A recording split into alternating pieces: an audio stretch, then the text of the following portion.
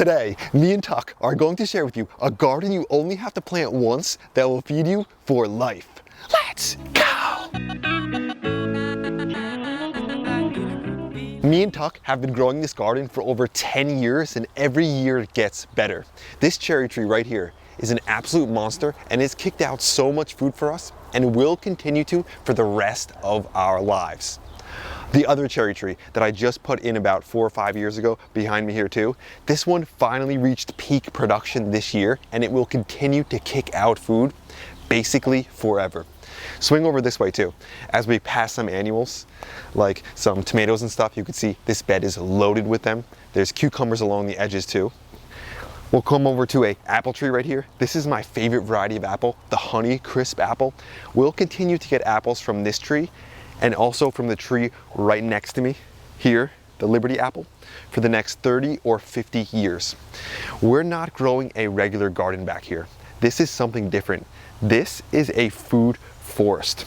The foundation of this garden is perennials that we only have to plant once and they will continue to produce essentially for the rest of our lives. When it comes down to it, a good gardener doesn't work hard. A good gardener creates a system or a garden that works hard for them. Swing this way over here. Actually, before I do that, notice down low, we've got some strawberries. This is another fantastic perennial that will continue to expand, continue to grow. We only have to plant it one time and it multiplies itself. That's one of the cool things about a garden like this, a food forest or some perennials. It's always expanding, it's always growing, and it's always working for you. Check down here. This is one of my favorite perennial flowers, the echinacea. I only planted one of these in the garden years ago, and now I have so many. They're basically everywhere throughout the garden. Like I mentioned though, it's not only just about perennials. Look at Tuck over there. Tuck, want a snack, boy? It's not only just about perennials. We're also blending annuals into this kind of garden. This way we get the best of not both worlds, but all worlds. Because a garden like this, it's about creating a living system with all different kinds of plants, when in regards to perennials, annuals, biennials, and then all different kinds of life can come in and support the garden because life supports life.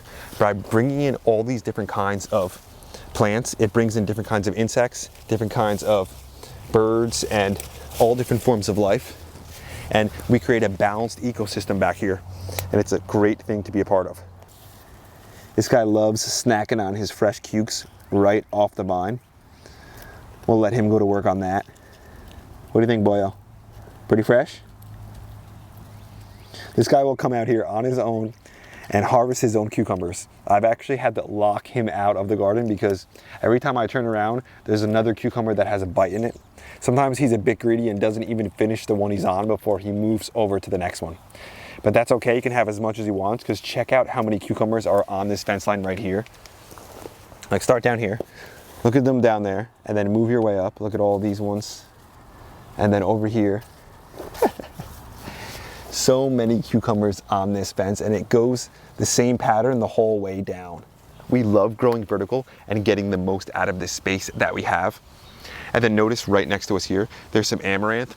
I always plant this next to my cucumbers because the cucumber beetles like to go for this over my cucumber plants, so it acts as a fantastic trap crop.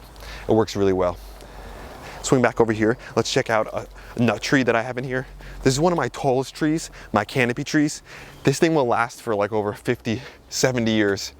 It's really fun when you could plant a tree and then you could watch it grow, hang out in the shade of it, still get a harvest from it, and then use that shade a little bit to your advantage. So lately it's been super hot. What I'll do is put some plants underneath this tree in the shade to give them some filtered shade, like this tomato I'm growing in a container. I haven't staked this thing up yet, but man, it's growing incredibly. Swing back over here too. And I want to mention that I'm going to be announcing the winner of the giveaway that we did like a week ago or so. So at the end of this video, stay tuned, we'll announce the winner. But I got a lot more things I need to show you. Swing over here. Check out these grapes. Grapes are another amazing perennial that will last like 50 or 70 years. They never stop producing. And if you come in here, there are so many grapes in here.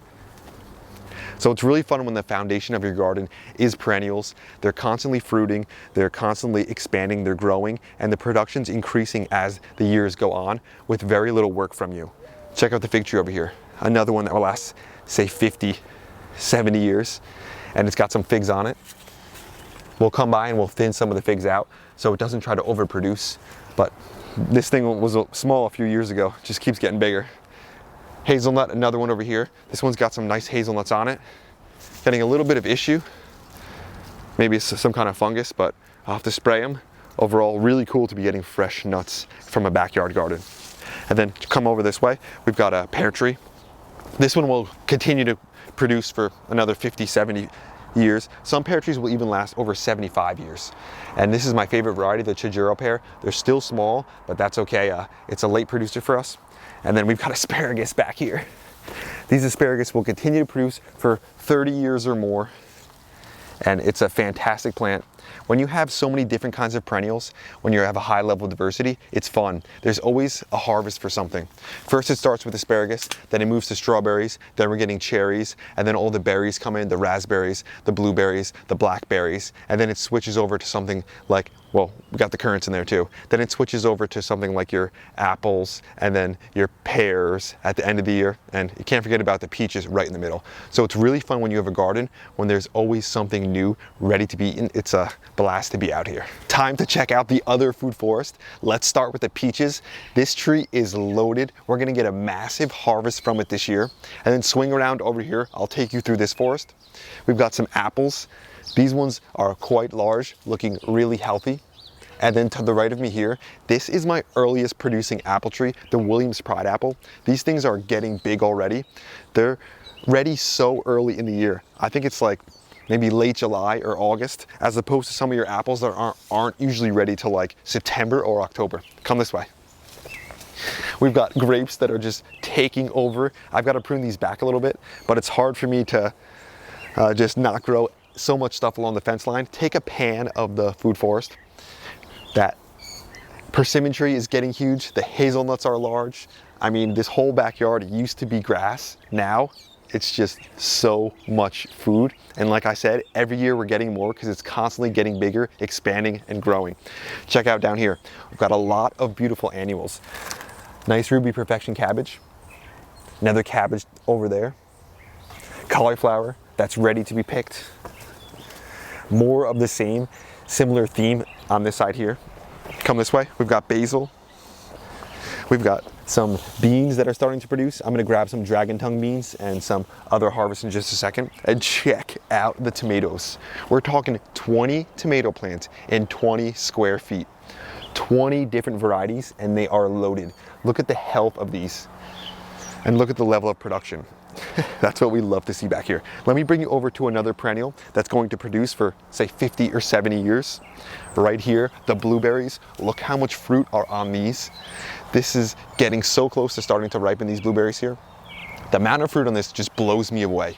And then right next to it here, we've got another variety. This is the pink lemonade. These are my favorite blueberries. They look beautiful, they taste great, and it's an incredibly productive plant. Then next to us right here, we have another pear, another tree that will last about 75 years or more. So fantastic having these in the garden. And then swing around over here, let's grab one of these massive cabbages. Before I do that though, I want to talk about what is really supporting this whole food forest and this whole perennial garden. So just like our perennials, they get better every year. When we put a thick wood chip mulch down, this is what supports it. This is like the thing that's constantly breaking down, the thing that is constantly creating fertility and building our soil. So every year our soil gets better because we've got a nice thick mulch down like this. What we're doing is we're employing the fungi to break down the wood. And then you'll notice there's also little pine needles and little leaves and stuff in here. These are arborist wood chips. So this brings in the worms too. So basically we're having the worms and the fungi, the microorganisms, doing the work for us, creating fertility. That's why every year the gardening gets better. That's why every year the production's higher. And that's why this form of gardening is more like investing for the long term, investing for your future, and not just about the 1 year. And we still love annuals. Come over here. I'm not saying annuals are bad. I'm just saying, try having a little bit of everything. Try having some perennials in there too to support you. Because if you notice, as I'm grabbing this cabbage here, look, there's asparagus back here. And then behind that, take a peek, there's grapes. So we're using this food forest concept because it's not a new concept. It's just essentially It's a little bit of a twist of an old concept that's been around forever. Forests have been around forever. They're one of the most productive systems in all of nature. We're mimicking a forest, but we're replacing a lot of the elements that a forest would have with just some edibles. This way we can get huge harvests, beautiful cabbages. Look at this. So much food, and this surrounded by perennials too. It's such a blast to be out here because there's always another thing ready in a garden like this. Take another pan, as you see through into that food forest in there. That's where we started at that big cherry tree. And it's just it's a great thing to be a part of. When I come back in this garden, I feel like I'm transported into a different place. I mean, you drive around locally, there's stores everywhere, there's ads in your face, there's advertisements everywhere up and down the road. But then you get back here, you get into nature, and you feel like it's an oasis. It's a separation from all that. Instead of noticing ads and signs, you get a different set of eyes. You notice the tomatoes, the beans. It's just overall a fun place to be, especially if you love organic food like I do. Check this out down here. You get the right varieties, you can get insane production. Look how much of the dragon tongues are on here. Look at these harvests. Check this down here. That's on one plant. Nature paints the most beautiful pictures. Swing over here. Check out the Gelber Englischer custard squash. This squash is incredibly productive. Look at all the fruit on it already. One back here, a few over here, but it's also a fantastic tasting squash. It's got a hint of sweetness, incredible texture. Overall, one of my all-time favorite summer squashes to grow now. I mean, the zucchini, the Costado Romanesco is still my #1, but this one is a great squash to grow. Tastes so good, looks beautiful, and it's just a lot of fun to grow. Come over here, check out the grapes along the fence line. You know we got more grapes growing. If there's a fence line, we're either growing grapes up it, we're growing cucumbers up it, we're growing peas up it. It's always something growing. Check out all the cucumbers in here going down this fence line. Some of the suyo long starting to set up there. And this whole bed is packed with food. Some of the beautiful flowers here, looking nice. Non-stop food, non-stop harvest. That's what happened. That's what happens when you grow a garden that you don't have to just take care of, but one that actually takes care of you. That's today's video, growers. Thanks for watching. We hope you enjoyed it. We hope you got something out of it. Me and Tuck hope that we encouraged you to get some perennials planted. This way you can be harvesting from them for the rest of your life. And we encourage you to get a food forest started. It's not about starting a food forest and completing it all in one day. It's about planting one fruit tree at a time. That's not just one tree. That's the start of a food forest, the start of a better future for your health, for your wellness. And it's about investing in yourself and your own future, and it'll pay you back so many dividends. It's unbelievable. It's so much fun to be a part of. And being in the garden not only feeds me and Tuck, but it brings us so much joy to come out, to watch the birds making their own nests, and the whole everything about it. It's just a great feeling. It's a great ecosystem, and it's so rewarding. Me and Tuck wanted to send a thank you to one of our new channel members, Mary Ann. Thanks for being a part of Team Grow. Thanks for having your hand in everything we're doing out here. We also want to announce the winner of the giveaway from the other week. This is for the 4-pound bag of JP Secret stuff. A bunch of you entered. We really appreciate that. And what I did was I went on the computer, went on Google, typed in random number generator, put it between 1 and 500. It kicked me out the number 467. I went into my emails and it looked like Dorothy Rainier was the first person to send that number. So congratulations on winning the fertilizer, Dorothy. I'll email you and give you the instructions to be able to get your free bag delivered to your house so you can be growing some fantastic organic food right in your own backyard. You can see how well it grows things. The garden is looking amazing. The production is higher than it's ever been. The annuals and stuff too. We've been making our own soil in these beds, and it's proving to be incredibly worth it. As I'm giving you a pan of what it looks like now, I'm also going to jump in the back corner and I'll show you what the garden looks like from there, just to give you another perspective of this whole food forest. It might look big, but the whole thing is only on about, I would say, 1/9 of an acre, the gardens. So it looks big, but that's because we're using all that vertical space and we're growing along the ground. We're using all the different 7 layers of a food forest, and that's what kind of allows us to grow so much in such a small amount of space. I also want to mention that the other giveaway, we haven't announced a winner for that one yet, so you can still actually apply into it to see if you can win your bag of JP Secret Stuff fertilizer.